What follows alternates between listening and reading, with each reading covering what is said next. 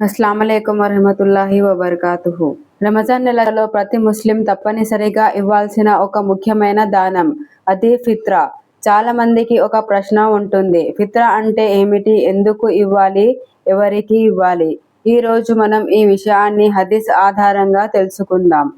ఫిత్రా అంటే రంజాన్ పండుగకు ముందు పేదలకు ఇవ్వాలి.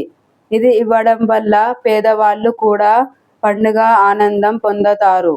మన ఉపవాసంలో జరిగిన చిన్న తప్పులు క్షమించబడతాయి.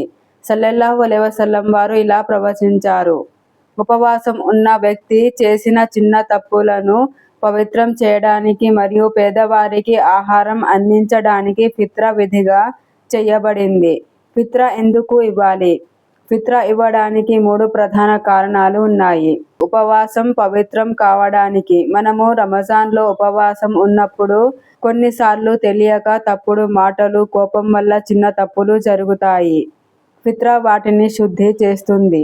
పేదవారు కూడా పండుగ రోజు ఆనందంగా ఉండాలి. అందుకే పండుగ ముందు పేదవారికి ఫిత్రా ఇవ్వాలి. ఫిత్రా ఎంత ఇవ్వాలి? ఫిత్రా సుమారు 2.5 kg లేదా 3 kg. ఉదాహరణకు బియ్యం, గోధుమ, ఖర్జూర లేదా డబ్బులు కూడా ఇవ్వగలరు. ఫిత్రా ఇవ్వవలసిన వారు: పేదవారు, అవసరమైన వారు మరియు మిస్కిన్. ఇవ్వకూడని వారు: తల్లిదండ్రులు, పిల్లలు, భార్య. ఫిత్రా ఇవ్వలేకపోతే మన ఉపవాసం పూర్తి కాదు. అందుకే ప్రతి ముస్లిం తప్పనిసరిగా ఇవ్వాలి. ఇది ఒక చిన్న మొత్తమైనా అల్లాహ్ దగ్గర చాలా గొప్ప ప్రతిఫలం లభిస్తుంది. ఈ వీడియోను ఇతరులకు కూడా షేర్ చేయండి. మీ ద్వారా వారు కూడా ఈ విషయాలను తెలుసుకోగలరు.